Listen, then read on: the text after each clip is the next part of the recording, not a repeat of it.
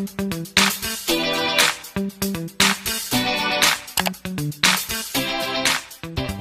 guys, dahil pinangako ko nga na gagawa tayo ng pinakauna ninyong project, itong pinakamadaling gawin na beanie.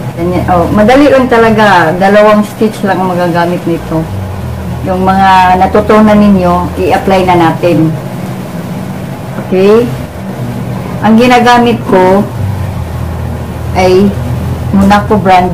Ito yung ginamit ko guys na kulay. Ito lang naman kasi available ko ngayon. Pero ito ay itong kulay na to ay shade number 69. Ito yung shade 69 na nakalagay. Kung gusto niyo itong kulay na to, yan yung nakalagay na pinaka-specific na kulay niya, shade 69. Or kung gusto niyo naman ng ibang kulay, pwede rin. Nasa inyo kung anong gustong kulay yung ang gagawin ninyong hat. White din na Monaco din. Ito yung ginagawa ko ng pongpong. Ito. Siyempre, ang gagamitin ko na hook ay itong maliit dahil sa Monaco nga, maliit ay ang thread nila. Yan. So, itong maliit ang gagamitin ko. Kung ngayon din ang gagamitin nyo, pareho lang tayo ng counting. Sundan nyo lang ang counting ko. Kasi importante yung counting. Hindi na tayo magpatumpik-tumpik pa, sabi nga nila. Umpisahan na natin. Para masundan nyo na. Sige guys, umpisahan na natin ha.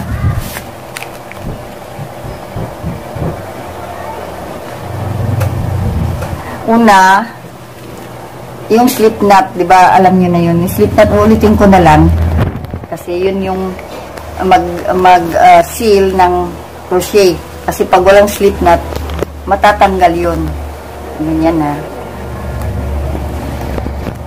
Yan yung slip knot. Hilain nyo para sumikip dito. Yung knot dito. Tapos gagawa tayo ng 48 ka-chain. 48 chain sa ganyan. 2, 3, 4, 5.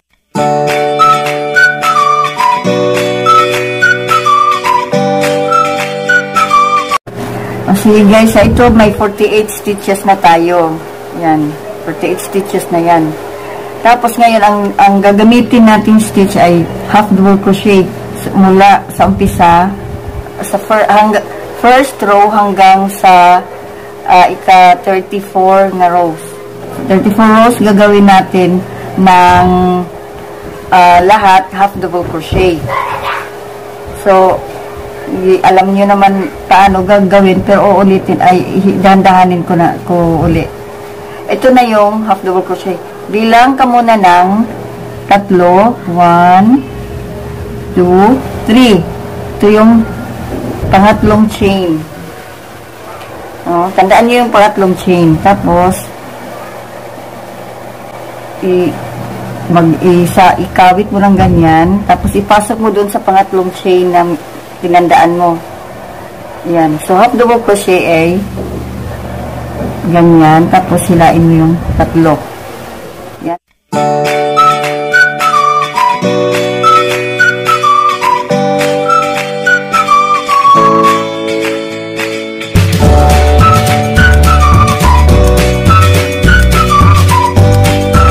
Yan ang half double crochet, diba? Ganyan. Lahat ng chain simula nag-umpisa ka hanggang dulo, half double crochet yan. Ganyan. Half double crochet. Yan. Yan, sa dulo na ako. Ito, susunod guys, mag-chain ka ng 2. 1, 2. Tapos, baliktarin mo yung ganyan.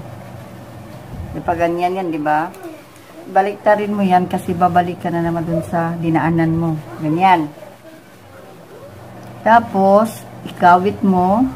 At yung, dapat pala guys, yung bantayan yung mabuti ha. Pagkawit mo ng ganyan, half double crochet pa rin tayo. Pero kasi ang kadalasan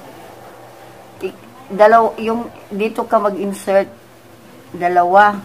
yung dalawang yan yung dalawang chain ay yung stitch diyan ang dapat ang kadalasan.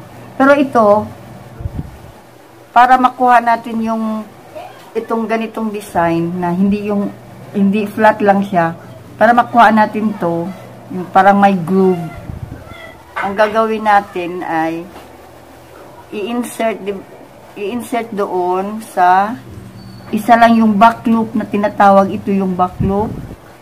Wait lang guys. Ito yung dalawa, yung dulo ng half double crochet. Ito yung tinatawag na back loop. Itong side na ito yung back loop. At ito yung front loop. Gamitin natin ngayon ay yung back loop. So, mag-insert tayo sa back loop lang. So, makikita mo naman yung, kasi ganyan ang itsura, o ganyan. Ganyan siya. Makikita mo may dito, may dito rin. So, ang gagamitin natin, ito yung dito na side, ito. So, pakita ko sa inyo ng dahan-dahan. Kawit ng isa, tapos insert dito sa back loop. Yan o, back loop. Tapos, ikawit or yarn over. Tapos, hilain na yung tatlo kasi ang ginagawa natin ay half double crochet. Ganon din ang gagawin sa susunod.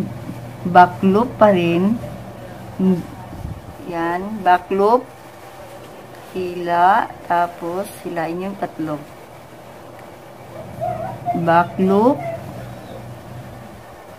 Bantayan nyo ng maigi guys, kasi pag nakila nyo yung dalawa ang insertan mo or ito, maiba ang itsura niya. Hindi natin makuha ang gusto nating texture ng ano.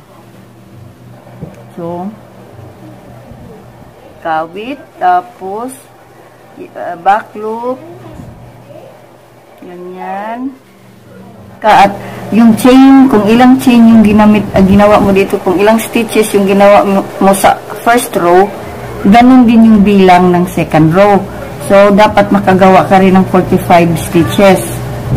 Okay, so ganyan hanggang sa dulo. Sige, gawin niyo yung sa inyo guys, and kanang magkita tayo sa malapit na sa dulo.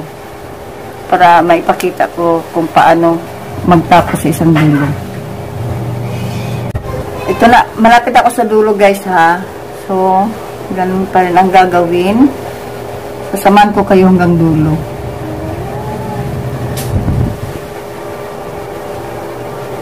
Tapos, dito tayo magtapos. Ito yung may siya nga pala guys. Hindi pala 45 ha. Nagkamali ako sa bilang. 46 pala yung stitches na dapat ninyong magawa. Kung ilan yung dito sa pinakauna, ganun din ang sumunod hanggang sa dulo. 46 stitches pala ha. Sorry talaga. Tapos ngayon, ito na yung pang third row na tayo. So, ganun pa rin. Chain ng dalawa. Tapos, balik ta rin. Ganyan. Kasi babalik tayo ulit. Tapos, ganun pa rin. I-insert natin dun sa pinakaunang stitch. Pinakaunang stitch at yung back loop pa rin ang gagamitin natin. Ganun na ganun. Kung ano yung ginawa natin sa second row, ganun din ang gagawin natin sa third row. Insert sa pinakaunang stitch, tapos double crochet na back loop hanggang sa dulo. Huwag niyong kalimutan. Huwag kayo halimbawa nagkamali kayo na hila niyo yung dalawa or nahila niyo yung front imbis na yung back, tanggalin niyo lang yung tanggalin nyo lang ng ganyan, no? Huwag nyo putulin, ha, sayang. Hindi kailangan putulin. Tanggalin mo lang, tapos balik ka ulit. Yan, ang maganda sa crochet, dahil walang nasasayang na yarn. Huwag nagkamali. Ganyan. So, itong gagawin, itong ginagawa natin sa first, second, at third row, ganun din ang gagawin natin hanggang sa ika-36 rows. Kung pagdating ng 34th row, ito na yun. Para sigurado kayo, guys, 1, 2, 3, 4, 5, 6, 7, 8, 9, 10, 11, 12, 13, 14, 15, 16, 17, 18, 19, 20, 21, 22, 23, 24, 25, 26, 27, 28, 29, 30, 32, 33, 34, 35, 36, 37. Ay guys, alright guys, ang iniisip ko kasi, ang binilang ko kasi kanina, by 2. So, 37 rows ang sabi ko, 36, pero mali yun, mali. Ito palang lahat, dahil 2 nga ito, bawat group ay 2 rows, binilang ko ng 37 na tag by 2. Tapos, dahil nasa dulo na tayo, ang gawin natin, wait lang guys, di ba may mga dugtong, yan yung, hindi maiwasan yan dahil maiiksi lang naman tong yung isang roll ng yarn. Kaya may mga dugtong talagang gawin niyo sa dugtong, gawin yung wrong side. So, ang susunod natin gawin dito, pagdugtongin siya. Ito. Ito yung wrong side, ito naman yung right side. Pagdugtongin natin yung magkabilang dulo, ganyan. Kumbaga, pagdugtong natin, iharap natin yung wrong side. Yan. Tapos dito tayo magdugtong. Dito sa dulo, sa gilid. Diyan tayo magdugtong. Kasi ngayon, ang gagamitin na natin ngayon, yung slip stitch na. Talagang medyo mahirap itong dito sa dulo guys kasi dapat tingnan nyo mabuti yung bawat chain. So di ba may kayo, ang dulo niyan is pag nasa dulo na kayo, wag na kayong wag na tayong mag-chain ng dalawa. Diretso na yan kasi mag-i-slip stitch na nga tayo. Diretso na yan sa pinakadulo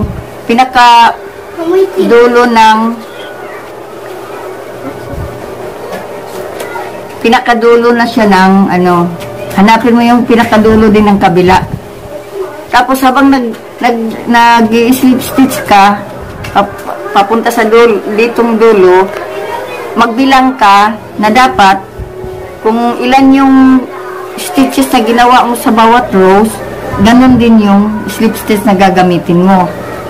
Nang gagawin pala. Di ba yung gumawa tayo ng 46 stitches na half double crochet. So, ganyan din ang magiging gawin nating slip stitch.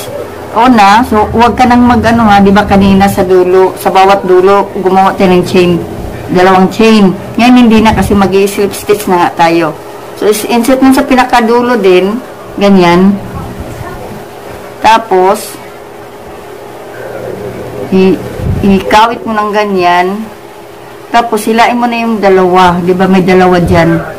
Ito yung ganyan. Ganyan. Sunod kami yung dalawa. Tapos, huwag kang magkawit ha. Kasi slip stitch nga. Yung back loop uli, dito sa harap mo na side, ito. Back loop din ang hanapin mo.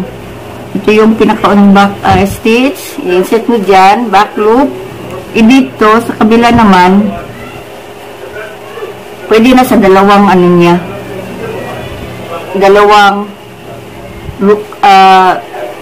makikita ng dalawang tali dyan, yun na yung hilain mo. Tapos, ikawit uli, tapos hilain mo yung balik, tatlo na yan sila lahat eh. Kasi ito sa kabilang side, ito rin sa kabilang side. So pag hila mo ng ganyan, diretso hila yung tatlo. Medyo mahirap konti, pero kaya nyo yan. Ganyan. So isang kawit lang. Insert ulit sa back loop. Tapos, sa susunod na naman na stitch, sa kabilang side, insert din, kawit. Tapos, kunin mo yung tatlo. Ganyan. Ulit.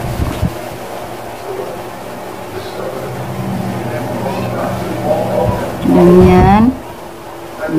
Kasama na yung lahat na.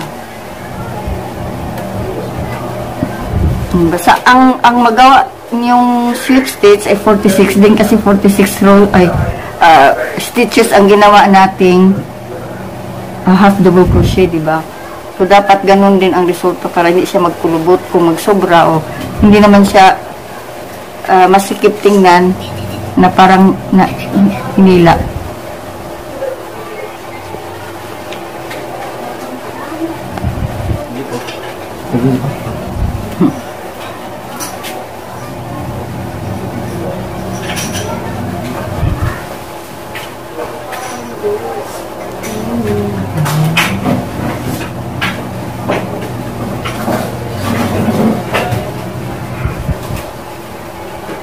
Huwag masyado masikip guys ha. Yung tamang-tama lang. Ganyan.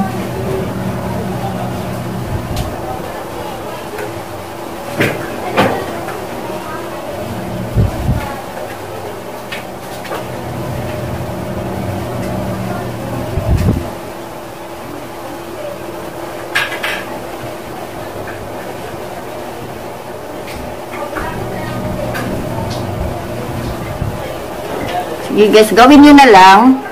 Gawin nyo ha. Basta, tandaan nyo lang na bawat isa lang, ano lang ha. Bawat chain, isa lang talaga. Ganyan. Para hindi masyadong humaba yung ano natin video. Sige, magtagpo tayo dito sa dulo ha.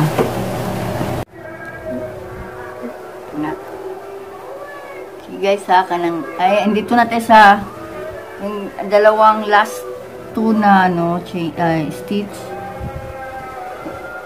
Ganyan. Last. Huwag yung kalimutan na yung last loop ay back loop lang sa harap niyo na side. Ganyan. Tapos huwag niyong putulin guys ha. Pagkatapos niyan, mag-chain kayo ng isa para ma-seal siya. Wait lang, ulitin ko nga yun guys. Kaya parang... So, ito na yung dulo ha. Ito na yung dulo natin, di ba? Para ma-seal yan, gawa tayo ng isang chain. Isang chain. Tapos, hilain mo na yung hanggang dulo. Yan. Kung mahaba pa yung halimbawa, ganito pagkakapal yung dulo, putulin nyo na lang, tansyahin nyo na makasya dyan. Yung ganito ka, o ganyan kahaba. Yung tansyahin nyo lang bago kayo magputol. Mas mabuti kung lagyan nyo ng allowance para hindi kayo mahirapan. Tapos ito na yung sealed na natin yun ha. Ngayon, so ganito na yung magiging resulta niyan. Oh. Ganyan na. Ganyan. Ganyan na yun. Pero babalik tayo sa kabila, sa wrong side. Kasi, isi-seal natin yung sa ulo na part, sa ulo, sa yung dito na part kung saan natin lalagay yung pom-pom, isisil muna natin ito. Ang pag-seal naman ito guys, madali lang naman. Pero talaga, bantayan nyo lang yung takbo. Ha, ang takbo niyo. Ang ano niyo, ito na yung wrong side ha, huwag nyo kalimutan.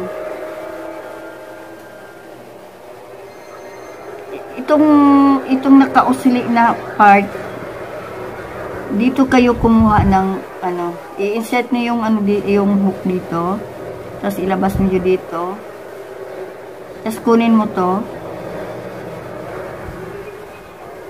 Pwedeng gumamit kayo ng sinulid karayom na malaki. Pwede rin.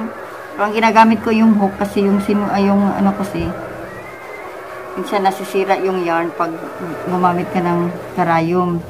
Tapos hilain mo lang na ganyan. Hilain mo lang siya. Tapos dito na naman uli. Sa susunod na naman na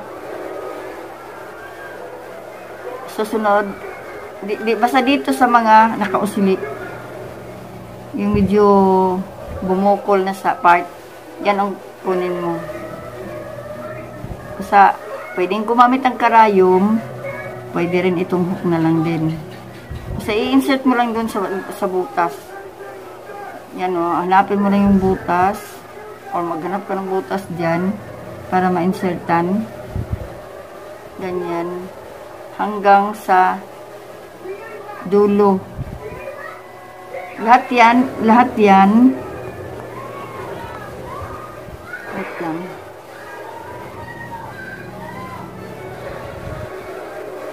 Ganyan. Gawin mo yan sa bawat ganito, bawat itong part na to, bawat isa niyan, hanggang sa makarating kayo sa pinakaunan yung yan. Ganyan na maging itsura niya, no? Yan yung pinasok mo na thread na yarn. Ganyan na maging itsura niyan. Hanggang dito sa dulo. Hanggang sa makarating kayo sa dulo kung saan kayo nag-umpisa ng ganyan. Sige, magtagpo tayo dito sa dulo, ha? Ito guys ha, ito na malapit ay dalawang ano na lang, nasa dulo na ako. So, basta yung tandaan nyo lang, yung pinakadulong chain na ginawa nyo sa magkabilaan, yung magkasunod na row, yung pinakadulo niya, yun yung anuhan mo ha, insertan ng hook. Tapos,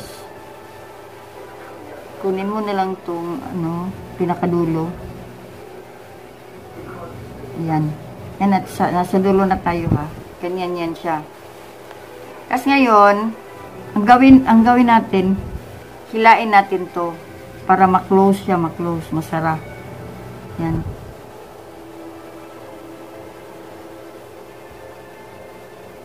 Ganyan.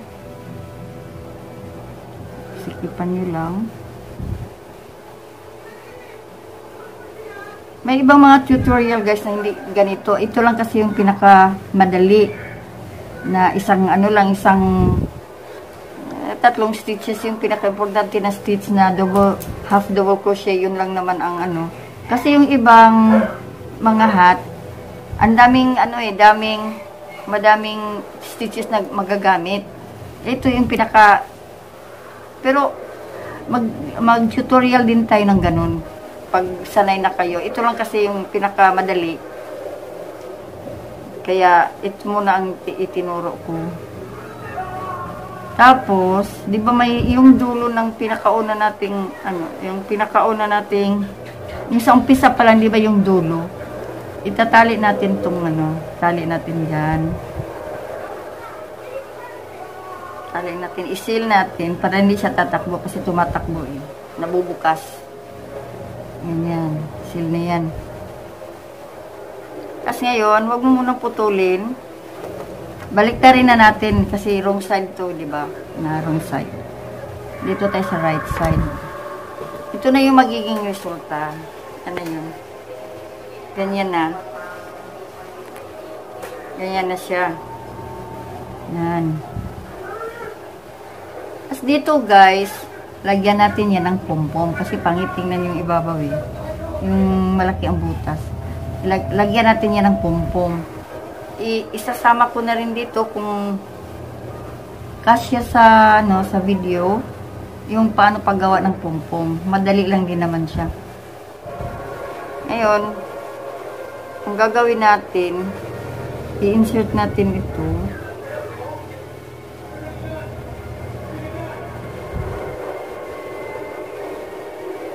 Ganyan.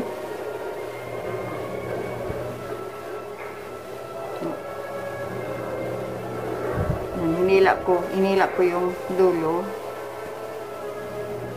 Yan o. Tapos, itatali ko siya dito.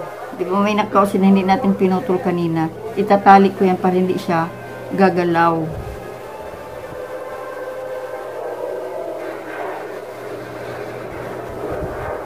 Ganyan. Seal. Para hindi siya matanggal. Ganyan. Tapos, ipasok natin ulit dito sa ilalim. Wait lang. Just, pagka na-seal nyo na dito, pwedeng damihan nyo ng buhol para hindi talaga siya matanggal. Total, hindi naman makikita yan eh. Ganyan. Seal pa.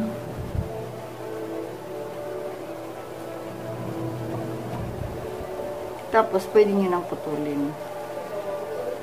Yan. Tapos, i-wrong side to. Ito. Tapos, ito na yun.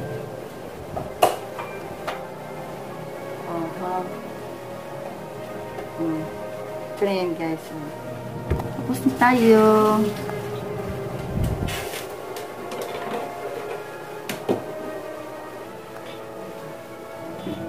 So, ito guys, para makita nyo.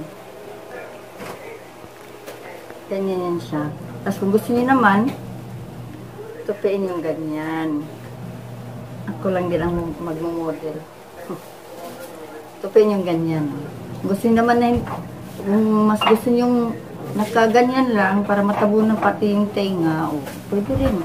Or dito lang ganyan, yun. Diba madali lang. Ito guys ito na yung paggawa ng pompom. Gagamit tayo ng DIY to gagamit tayo ng 2 tissue roll. Tapos ito, ganito kalaki ang depende sa inyo kung anong gusto nyo, gaano kalaki ang gusto nyo pompom. Ito yung ganito kalaki. Tapos ngayon, ang gagawin natin ay ito. Tapos ilagay mo ito sa gitna para hindi siya tatakbo. Tapos, i-roll mo ng ganyan ng itong ginawa ko kasi 90 beses na ginanyan ko yung yarn para makapal siya. Ano ba yun? 1, 2, 3, 4, 5, 6, 7, 8, 9, 10.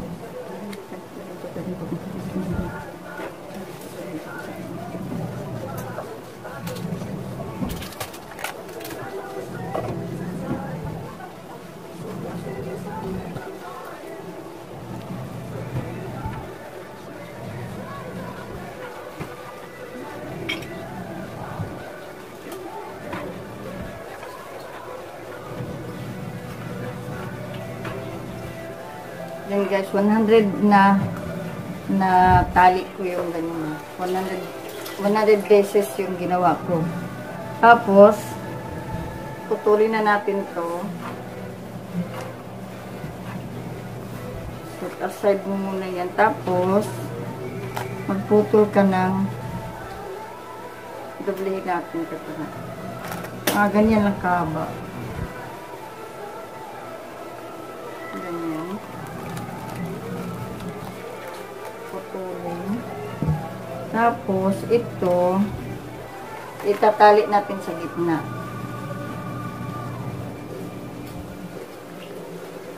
Ganyan.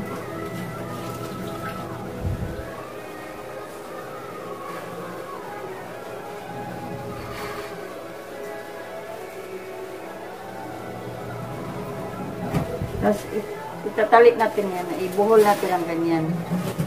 Tapos, tanggalin na natin tong mga toilet paper roll.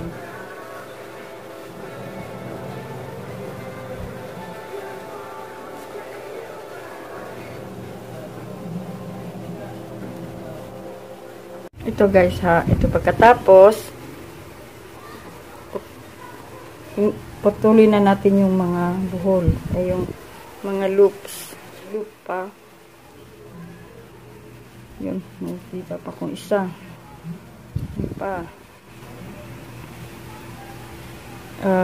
Gagawin natin yung gagamitin na natin to. Hanapin natin yung gitna.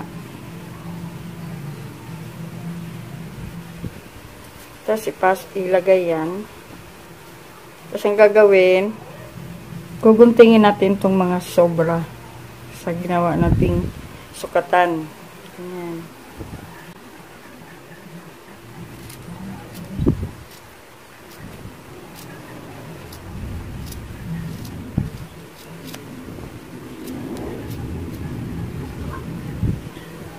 Ingatan nyo lang na huwag masama itong mahabang tali ha. Kasi yan yung gagamitin natin sa pagtali nitong pompom sa sombrero mismo.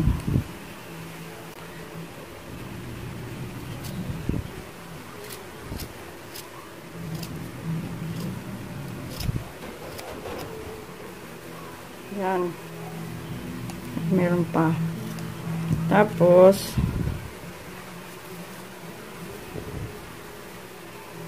iba yung, medyo gumanda na siya, diba? Ganyan.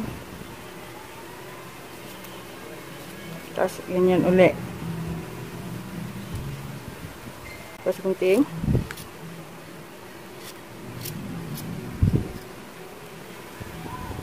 Dalhin nyo tong dulo para hindi masama sa paggupit.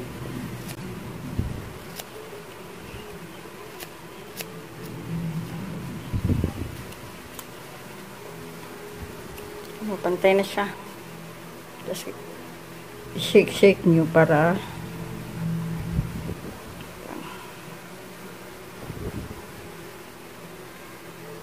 shake natin. Ganyan. Yan ang tapos yun na ikabit nyo to dun sa ibabaw ng hat na ginawa nyo ha.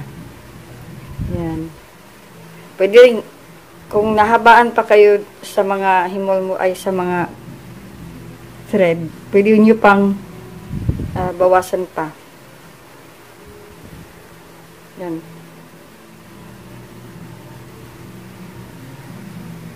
Yun, yun na gana natin. Mag-suggest kayo ng anong gusto nyo i-topic natin sa susunod.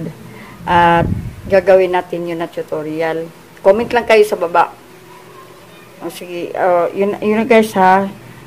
Sana nag-enjoy kayo sa paggawa. Mag-enjoy kayo sa paggawa ng project nyo. At kung sa tingin nyo pangit ang resulta, natural lang yan kasi kaumpisa nyo pa lang. Pero sa susunod, sa susunod na mga paggawa ninyo, mape-perfect nyo niya yan. At maganda ang magiging kinalabasan niya. Sige guys, yun lang no. Huwag nyo kalimutan na mag-like, mag-share at mag-subscribe ha. At saka yung notification bell, huwag nyo kalimutan i-click para updated kayo sa susunod kong tutorial. Thank you guys. Bye for now.